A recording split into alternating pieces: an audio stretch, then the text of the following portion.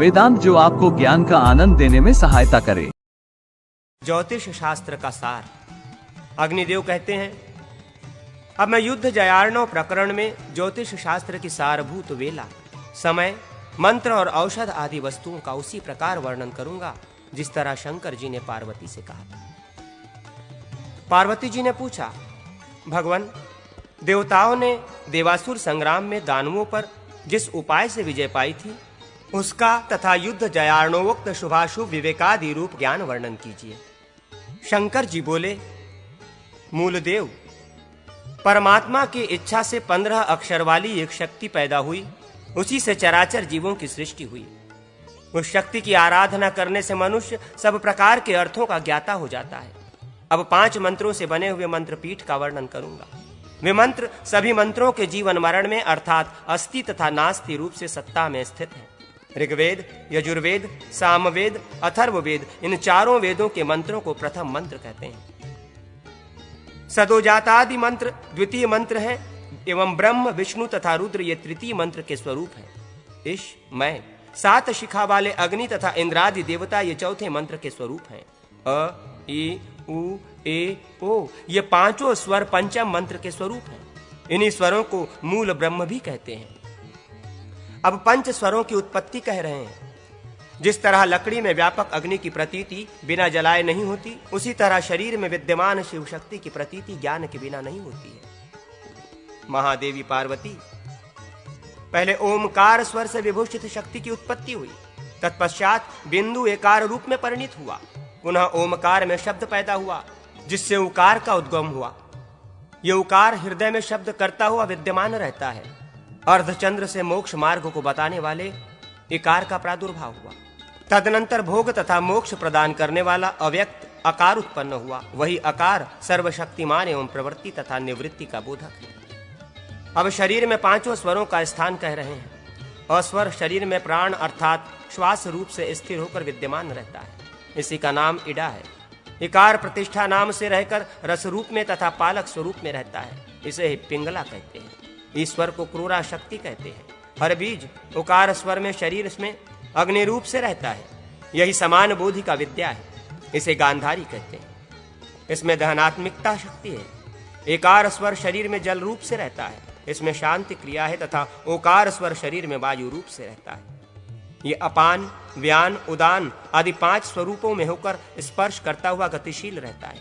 5 स्वरों का सम्मिलित सूक्ष्म रूप जो ओमकार है वो शांत्यतीत नाम से बोधित होकर शब्द गुण वाले आकाश रूप में रहता है।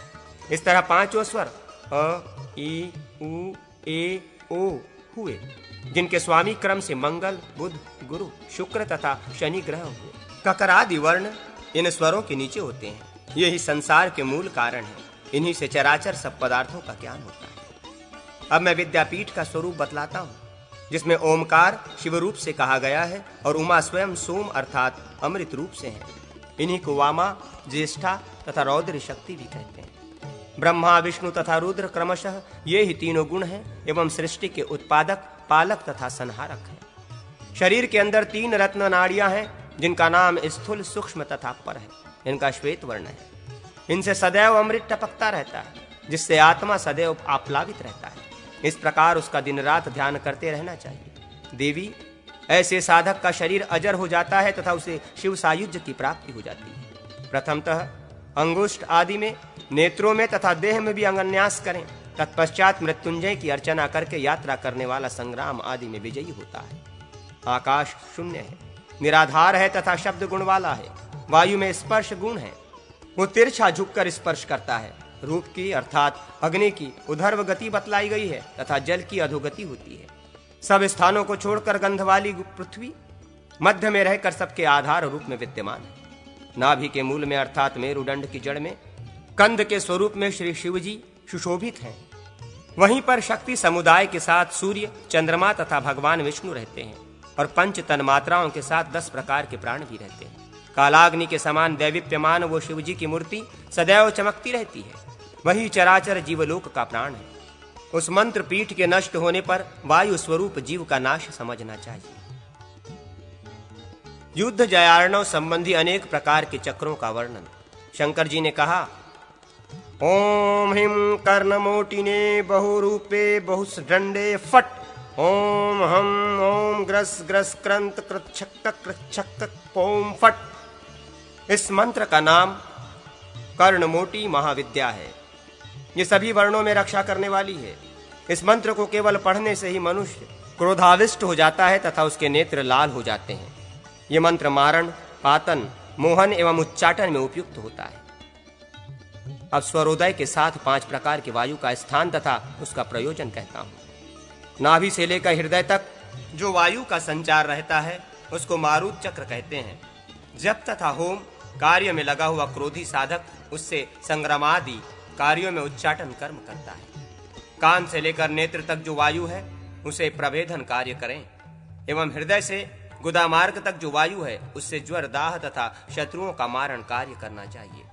इसी वायु का नाम वायु चक्र है। हृदय से लेकर कंठ तक जो वायु है उसका नाम रस है। इसे ही रस चक्र कहते हैं। उससे शांति का प्रयोग किया जाता है तथा पौष्टिक रस के समान उसका गुण है। भौं से लेकर नासिका के अग्रभाग तक जो वायु है उसका नाम दिव्य है। उसे ही तेजस्व चक्र कहते हैं। गंध इसका गुण है तथा इससे स्तंभन और आकर्षण कार्य होता है।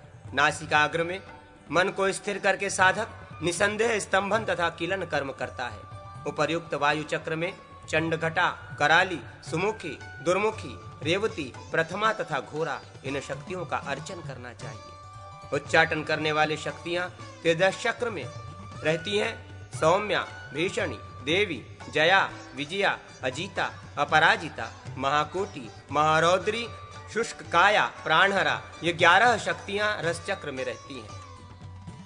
विरूपाक्षी, परा, दिव्या, 11 आकाश मातृकाएं, संहारी, जातहारी, दृष्टनला, शुष्करेवती, पिपीलका, पुष्टिहरा, महापुष्टि, प्रवर्धना, भद्रकाली, सुभद्रा, भद्रभीमा, सुभुद्रिका, स्थिरा, निष्ठुरा, दिव्या, निष्कंपा, गदिनी और रेवती ये 32 मातृकाएं कहे हुए चारों चक्रों मारुत, वायु, रस, दिव्य में 8-8 के क्रम से स्थित रहती है। सूर्य तथा चंद्रमा एक ही हैं तथा उनकी शक्तियां भी भूत भेद से एक ही हैं।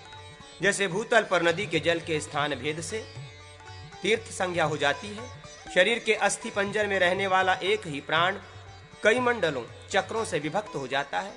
जैसे वाम तथा दक्षिण अंग के योग से वही वायु 10 प्रकार का हो जाता है, वैसे ही वही वायु तत्व रूपी वस्त्र में छिपकर विचित्र बिंदु रूपी मुंड के द्वारा कपाल रूपी ब्रह्मांड के अमृत का पान करता है। अब पंचवर्ग के बल से जिस प्रकार युद्ध में विजय होती है उसे सुनो। अ, आ, क, च, ट, त, प, य, श ये प्रथम वर्ग कहा गया है। ई, ख, छ, ठ, थ, फ, र, श ये द्वितीय वर्ग है। क, उ, ग, ज, ड, द, ब, ल, स ये तृतीय वर्ग है। ए, घ, झ, ढ, ध, भ, व, ह ये चौथा वर्ग है। ओ, औ, अम, अह, अंग, त्यंग, ण, न, म ये पंचम वर्ग है। ये 45 अक्षर मनुष्य के अभ्युदय के लिए हैं। इन वर्गों के क्रम से बाल, कुमार, युवा, वृद्ध और मृत्यु ये 5 नाम हैं। अब तिथि, वार और नक्षत्रों के योग से काल ज्ञान का वर्णन करते हैं। आत्मपीड़, शोषक, उदासीन ये 3 प्रकार के काल होते हैं। मंगलवार को प्रतिपदा तिथि तथा कृतिका नक्षत्र हो तो वे प्राणी के लिए लाभदायक होते हैं। मंगलवार को षष्ठी तिथि तथा मघा नक्षत्र हो तो पीड़ाकारक होते हैं। मंगलवार को एकादशी तिथि और आद्रा नक्षत्र हो तो वे मृत्युदायक होते हैं। बुधवार द्वितीया तिथि तथा मघा नक्षत्र का योग एवं बुधवार सप्तमी तिथि और आद्रा नक्षत्र का योग लाभदायक होते हैं। बुधवार और भरणी नक्षत्र का योग हानिकारक होता है।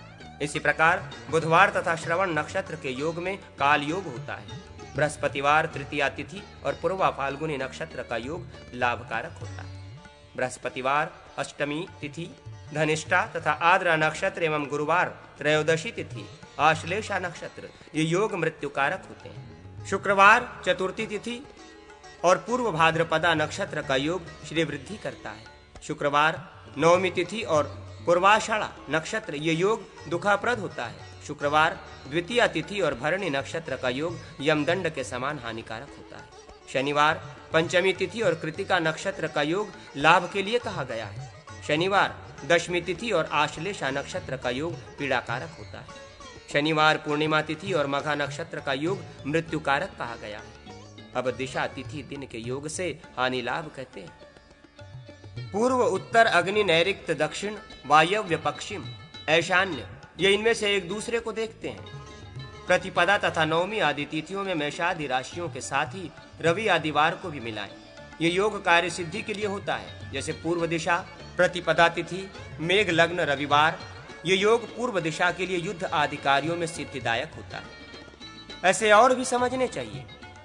मेष से 4 राशियां अर्थात मेष, वृष, मिथुन, कर्क एवं कुंभ ये लग्न पूर्ण विजय के लिए होते हैं। शेष राशियां मृत्यु के लिए होती हैं। सूर्यादि ग्रह तथा रिक्ता, पूर्णा आदि तिथियों का इसी तरह क्रमशः न्यास करना चाहिए, जैसा कि पहले दिशाओं के साथ कहा गया। सूर्य के संबंध में युद्ध में कोई उत्तम फल नहीं होता। सोम का संबंध संधि के लिए होता है। मंगल के संबंध से कलह होता है। बुध के संबंध से संग्राम करने से अभिष्ट साधन की प्राप्ति होती है। गुरु के संबंध से विजय लाभ होता है। शुक्र के संबंध से अभिष्ट सिद्ध होता है एवं शनि के संबंध से युद्ध में पराजय होती है। पिंगला पक्षी चक्र से शुभाशुभ कहते हैं। एक पक्षी का आकार लिखकर उसके मुख, नेत्र, ललाट, सिर, हस्ती, कुक्षी, चरण तथा पंख में सूर्य के नक्षत्र से 3-3 नक्षत्र लिखें। पैर वाले 3 नक्षत्रों में रण करने से मृत्यु होती है तथा पंख वाले 3 नक्षत्रों में धन का नाश होता है। मुख वाले 3 नक्षत्रों में पीड़ा होती है और सिर वाले 3 नक्षत्रों में कार्य का नाश होता है। कुक्षी वाले 3 नक्षत्रों में रण करने से उत्तम फल होता है। अब राहु चक्र कहते हैं। पूर्व से नैऋत्य कोण तक, नैऋत्य कोण से उत्तर दिशा तक, उत्तर दिशा से अग्नि कोण तक, अग्नि कोण से पश्चिम तक, पश्चिम से ईशान तक, ईशान से दक्षिण तक, दक्षिण से वायव्य कोण तक, वायव्य कोण से उत्तर तक 4-4 दंड तक राहु का भ्रमण होता है। राहु को पृष्ठ की ओर रखकर रण करना विजयप्रद होता है तथा राहु के सम्मुख रहने से मृत्यु हो जाती है। प्रिय, मैं तुमसे अब तिथि राहु का वर्णन करता हूं। पूर्णिमा के बाद कृष्ण पक्ष की प्रतिपदा से अग्निकोण से लेकर ईशान कोण तक अर्थात कृष्ण पक्ष की अष्टमी तिथि तक राहु पूर्व दिशा में रहता है। उसमें युद्ध करने से जय होती है। इसी तरह ईशान से अग्निकोण तक और नैऋत्य कोण से वायव्य कोण तक राहु का भ्रमण होता रहता है। मेषादि राशियों को पूर्वादि दिशाओं में रखना चाहिए। इस तरह रखने पर मेष, सिंह, धनु राशियां पूर्व में, वृष, कन्या, मकर ये दक्षिण में, मिथुन, तुला, कुंभ ये पश्चिम में, कर्क, वृश्चिक, मीन ये उत्तर में हो जाती है। सूर्य की राशि से सूर्य की दिशा जानकर सम्मुख सूर्य में रण करना मृत्यु कारक होता है। भद्रा की तिथि का निर्णय बताते हैं। कृष्ण पक्ष में तृतीया, सप्तमी, दशमी तथा चतुर्दशी को भद्रा होती है। शुक्ल पक्ष में चतुर्थी, एकादशी, अष्टमी और पूर्णिमा को भद्रा होती है। भद्रा का निवास अग्निकोण से वायव्य कोण तक रहता है। अ, क, च, ट, त, प, य, श ये 8 वर्ग होते हैं, जिनके स्वामी क्रम से सूर्य, चंद्रमा, मंगल, बुध, बृहस्पति, शुक्र, शनि, राहु ग्रह होते हैं। इन ग्रहों के वाहन क्रम से गृध्र, उलुक, बाज, पिंगल, कौशिक, उलुक, सारस, मयूर, गोरंक नाम के पक्षी हैं। पहले हवन करके मंत्रों को सिद्ध कर लेना चाहिए। उच्चाटन में मंत्रों का प्रयोग पल्लव रूप से करना चाहिए। वश, ज्वर एवं आकर्षण में पल्लव का प्रयोग सिद्धिकारक होता है। शांति तथा मोहन प्रयोगों में नमः करना ठीक होता है। पुष्टि में तथा वशीकरण में वौषट एवं मरण एवं प्रतिविनाश के प्रयोग में हुम कहना ठीक होता है। विद्वेषण तथा उच्चाटन में फट कहना चाहिए।